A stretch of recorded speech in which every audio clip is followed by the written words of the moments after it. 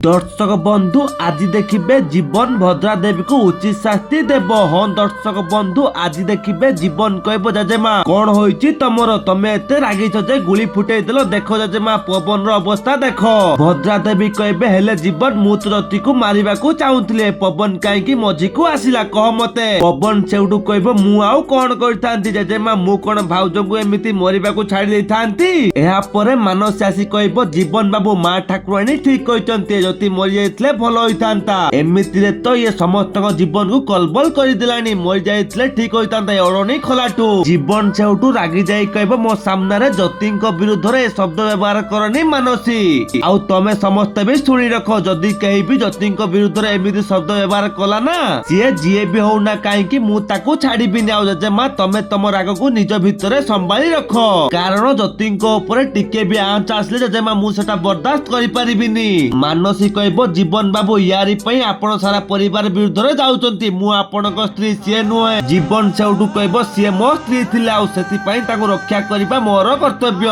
सुनो समस्ते जति को आघात दबा चिंता अधि कहार मुंडरे अछि से सब को बाहर करिकि फोपाडी दियो नहले मोटू खराब केई आउ हेबेनी।